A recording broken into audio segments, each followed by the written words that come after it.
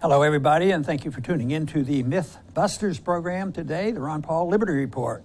Co-host is Chris Rossini, and Chris is with us today. Chris, good morning. Good to see you today. Great to be with you again, Dr. Paul. Good. What do you have in store? What kind of enlightenment are we going to portray to our viewers? Well, today is Friday, and for most people, it's payday, and you take your paycheck to the bank and deposit it into the bank. So we're going to talk about what the bank does after you make that deposit. And most people, I'm sure, are under the impression that the money is stored there for you because the bank says you could come at any time and withdraw it.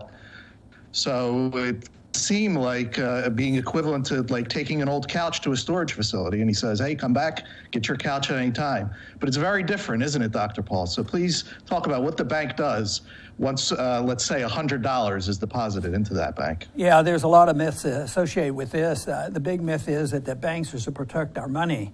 And the banks are designed, to do exactly the opposite. But the analogy of taking some goods of a private individual and putting in storage is a good analogy, and that means that you have the right to go get it.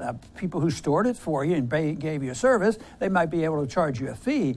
But if you stored something and you say, and the owner estimates that, well, he'll be back in a year. I think I can rent that furniture out for 6 months and he'll never know. Well, that would be fraud, and he shouldn't do it. But the whole idea of providing a service for storage is well known. But that's not exactly the way the banks work. The idea that you pay for service happens many times, whether you're storing furniture or whether you take your clothes to the cleaner. You wouldn't ever expect that they would cheat on you or not give it back, your item back, with a charge of the service they gave you, but not to have used it and given it to somebody else. That is wrong. It's immoral. It's something that unfortunately has been legalized in the monetary system, and one of the big problems that we have to face. Right. And so the banks, if you could talk about what fractional reserve banking is, because what do they do? Let's say I put $100 in.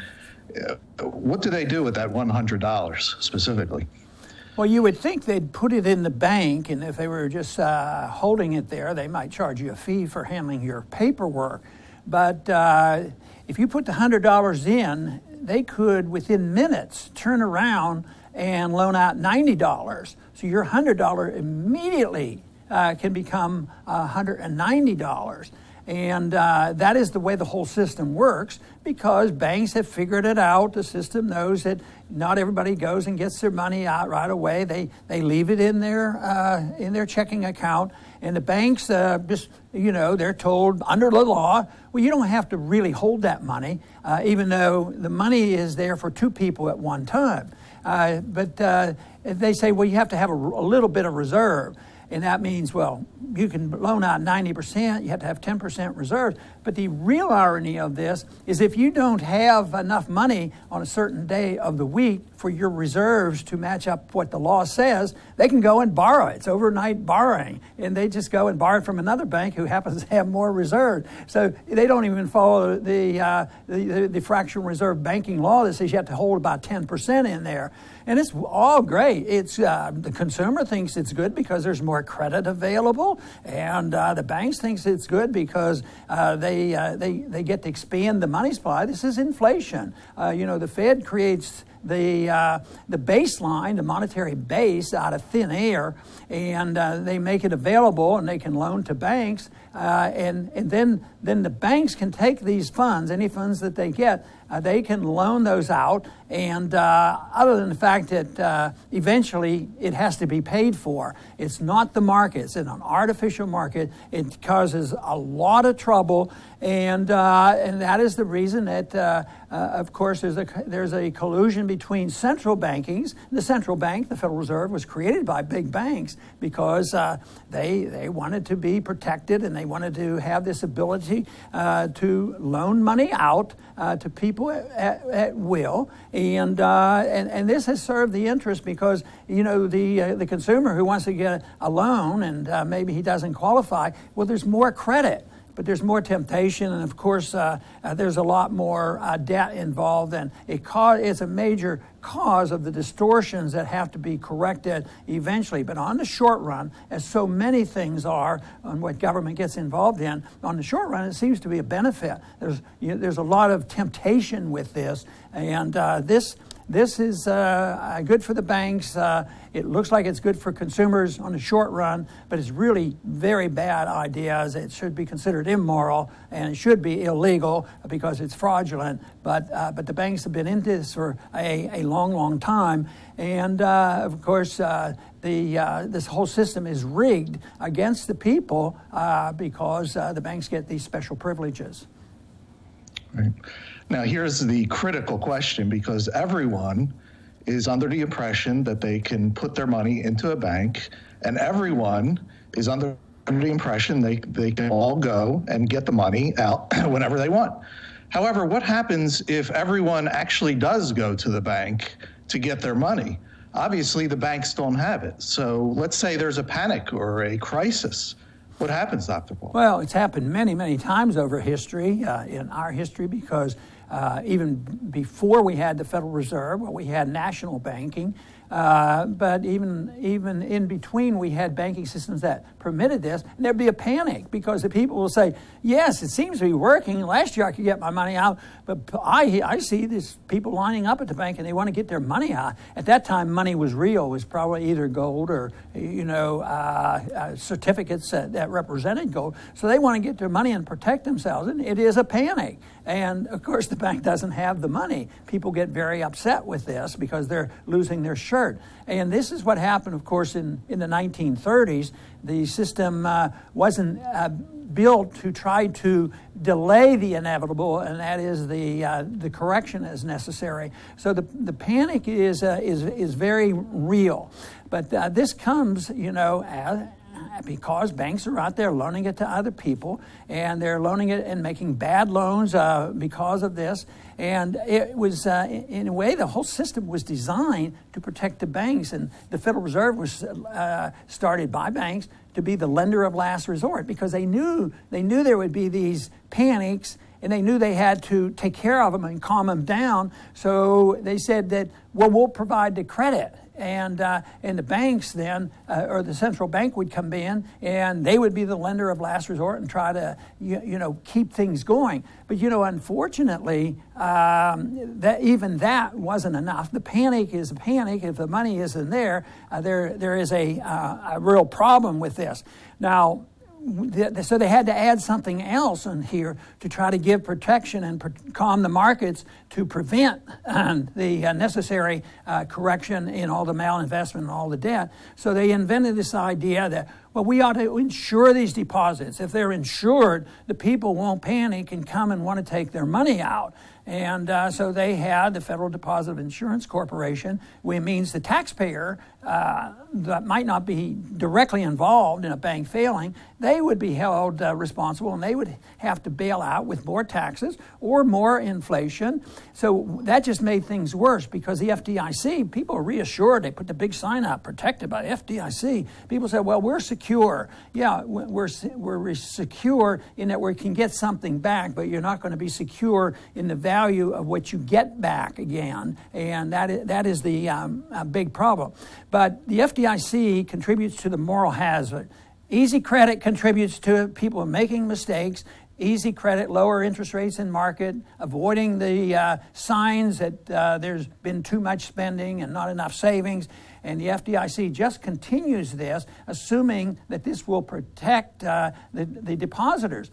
And it does work to some degree. Some people, the bank goes bad and the FDIC comes in. But all that's doing is shifting the responsibility. I mean, if a bank is working and there's deposits in the bank and they have a collapse, the bank should suffer, the depositor probably has to suffer too. But under these conditions, what they do is they pass the penalty to everybody else. They'll pass it on to other taxpayers, or they will pass it on to everybody by inflating the currency. And when they distribute the pain and suffering to more people, it's diluted and people don't quite notice it. But what it does, it doesn't allow the bubble to shrink at all. And the bubble keeps getting bigger and bigger, and the people keep getting deceived until finally it will burst. And we've been through it for so many times. There's been so many bubbles that I've witnessed being bursting, in my lifetime.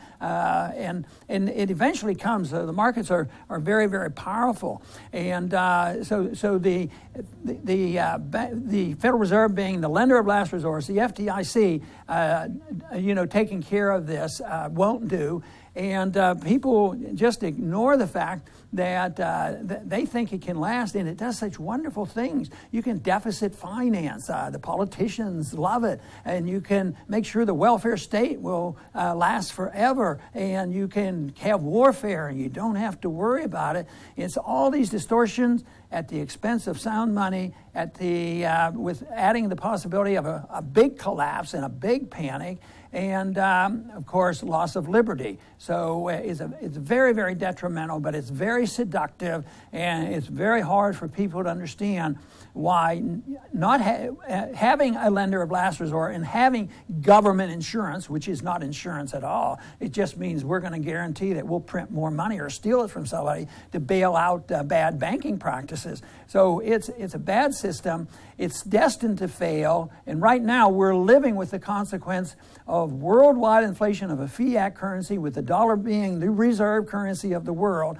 And there's still a fair amount of trust in the dollar, but it's very, very fragile. And someday there will be a panic out of this system. There will be a need to revamp this, and that will not be easy, because all these good things that they have been doing with deficit financing will just dissipate, because the conditions will be much worse. Everybody become dependent on the government, the business community, the banking community, the welfare recipients, and when confidence is lost in the dollar, they have a major political problem involved. And just think of what the world would be like if you had a Venezuela episode where people lose total confidence. I mean, it's a horrendous event. People say, oh no, that's different because we're able to manage it, and we have smart people at the Fed, and they make all kinds of excuses to perpetuate this. And the one argument that is on their sides, it does take a little bit of pain if you want to correct it. It's like an addiction. The whole system is addicted to this system, which is artificial. And if somebody is being removed from an addiction to a drug, believe me, it's not exactly fun. So removing the addiction to this monetary system wouldn't be a lot of fun, but it could be short-lived, and you could save the economy and save our liberties. But the way we're going now, we're going to continue this way. We're going to make people feel better, and we'll keep bailing out. QEs, work, so to speak. We keep us going. Now they're already talking about the next QE in 2020. They have to prepare for trillions of dollars, because they know, the bankers and the central bankers, they know this is fragile, and there's going to be a need for more bailouts, and they're already sending signals out there. Don't worry, we may raise interest rates a little bit now, but when the big crunch returns, we will be ready with feeding it into the system and feeding the money. And that'll last until the world says, maybe this dollar is not quite its played up to be. And then the big panic will occur, and that will be a very great threat to all of us. Right. Let's finish off, Dr. Paul, with some food for thought. Obviously, the government and banks have created a gigantic house of cards, and as you mentioned, it's inevitable that it has to come down. when that happens, we hope and we work towards making it so that people understand what sound money is, so that maybe they could call for sound money instead of replacing it with another house of cards. So let's talk about how sound money and banking would work in that condition. How would people take their gold or silver denominated paychecks to the bank, and how could the bank operate and actually make money in an honest way? Well, the opponents to this idea would say that, oh, you can't do that, it's unregulated, and we have to have the Fed writing up a lot of regulations and protect the consumer. Well, look at what they've done to protect the consumer. We already see the middle class being wiped out, which is a consequence of destroying a currency. And so it's a fallacy to think that they're going to protect the consumer. But if we get to that point, and hopefully, and we've had an experience with this, but there's always this temptation to loan more out than they have. Even under the gold standard, the governments did it. They used to be 100% reserves and went down to 50% and 30%, and they kept squeezing out to expand the credit because the immediate effect is a stimulus to the economy. But what would happen is it would be seen just like it would be seen like you're taking your clothes to be clean. You're going to make a deposit, and you expect your clothes to be returned, and you pay your fee for the services you receive. And if you had a gold certificate or if you had gold bullion, you could take it to the bank. And if you're just going to have them hold your gold bullion, they'll charge you a fee, and nobody else should have access to it. They can't loan half of it out. Just because you haven't picked it up for 2 years doesn't mean that they have a right to loan it out. So they would have to be able to make a lot less money instead of just creating money out of thin air, which really makes a lot more money. They would have to just charge fees for storage. If they don't do that, then they have to figure out who's going to protect this. But the gold should be there. Now, you say, well, how's the bank going to make any money at all? Well, they'd have to make money by the services, and they could loan money out. Well, how do you mean? Well, how can they loan the money out if it's yours too? Well, you'd have to agree. So one thing that you see today, which is sensible, in it as if you put money into a CD and said, I don't want to touch my money for a year, then the bank has the right to loan that out again, but not for 10 years, only for a year. And that would be restrained. So there would be rules. This argument that there would be no rules is wrong. You can't commit fraud. And everything they do today is fraudulent. So the free market is very, very tough. It'd be much tougher regulation, no fraud whatsoever on what the banks would be able to do. So, and then there could be insurance. It could be private insurance. And the private insurance companies would probably examine the bank records, and they probably would charge their insurance at the rate of the safety of the bank and that they're not cheating, and they would have their audits. So there would be, supervision. But most people in all areas of government, they think, well, only government can do this. So they pick the worst kind of people and put them in government and put them in the bureaucracy, and they're supposed to take care of us. At the same time, it could be done much better doing the same service. And this whole idea that there would be no regulations whatsoever is just a total fallacy. And I think that people have to realize that under the gold standard, there's a much better chance of having steady economic growth. There could be distortions that need corrections. There's always going to be people making mistakes, making a bad loan here and there. But it wouldn't ever be where there'd be huge bubbles, and there wouldn't be an ability for the government to tax another person to bail somebody out or bail out the banks. So it would be completely different, but it would not be unregulated. It'd be regulated by the rules and by contracts and by the whole principle of you can't commit fraud. And our whole monetary system is based on fraud. On the myth that they're protecting our money. They are not protecting our money. They're participating in the destruction of our money. And they continue to lie to us about, how much the money is being devalued. There's tremendous inflation. there's some tremendous inflation in stocks and bonds, but even in the kind of products that the average person uses. So I've argued for a long time that's one reason the middle class is furious. And they don't understand the money issue, but they're furious and they say, by golly, I don't have enough money. If I could just pass a law, instead of making $9, I want to make $15. It's going to solve all my problems. Well, they're missing the whole thing, because the cost of living is going up and the standard of living is going down because the value of the money is going down. And it's as a result of this fraudulent monetary system that we have. The founders were right. They recognized it. They saw the runaway inflation of the continental dollar. They said only gold and silver could be legal tender. And the government was no authority to establish a central bank. And they couldn't emit bills of credit. That's no paper money. So they knew what was going on, but unfortunately, the strings weren't tight enough to hold them in check, and the temptation is too great. The temptation of destruction of money has been around for thousands of years. At one time, they did it by just diluting the metal or clipping the coins or doing something else to deceive the people. But ultimately, all those efforts never worked. You cannot deceive the people forever. And what they're doing today will not continue to deceive the people. And I would say the deception is being recognized now, and the anger is there, and it was reflected in the last election. They reflected the problem, but unfortunately, I haven't heard the solution to this problem, because they ought to be talking about the banking system, the Federal Reserve, and the value of money, and why gold makes better money than fiat money. So the sooner we learn that, the better it will be for all of us. And I think that's the only way we can move in the direction of peace and prosperity for the maximum number of people. Chris, I want to thank you very much for being with us today. Thank you, Dr. Paul. And I want to thank our viewers today for tuning in, and please come back to the Ron Paul Liberty Report soon.